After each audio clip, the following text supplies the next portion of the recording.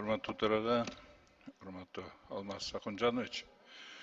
Buna maga Batken облыстан, Batken rayonundan kap keliptirdi. Ал жерде жанагы территориальный реформа болгондон кийин дара зонасына өзүңөр жакшы билесиңер. 13 айылдар bir айыл өкмөт, алтын бешик айыл өкмөтү болуп бириккенде. Алардын проблемасы жана сок анклавдан өтүштү. Ошондуктан айланма жолдор анча-мынча курулган, Баткенге барса болот.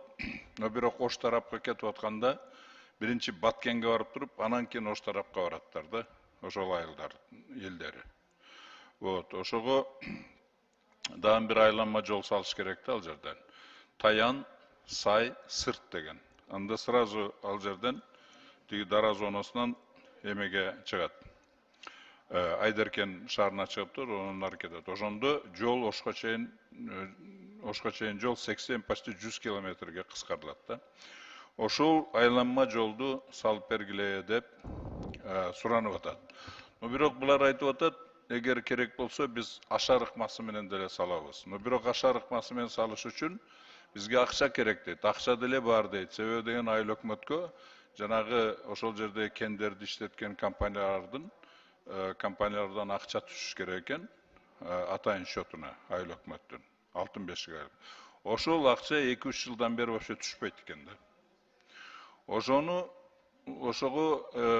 түшпөй атат экен да вообще. Ошону суранып ататтар, ошол акчасын түшсө, биз өзүбүз эле ашар ыкмасы менен ошол жолду куруп коет элек дейт. Но бирок бул проблема бул мындай да. Ошол биринчиден ошол айланма жолду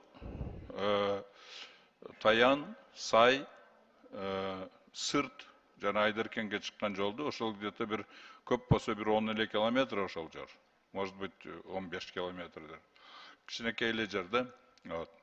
Ошону салыш керек. Экинчиси жанагы акчаны обязательно төлөй турган кылып ошону мындайча айтканда протокольный поручение кылып айтып койсоңуз протокольный поручение. Аны материалды мен азыр эле берип коеюн.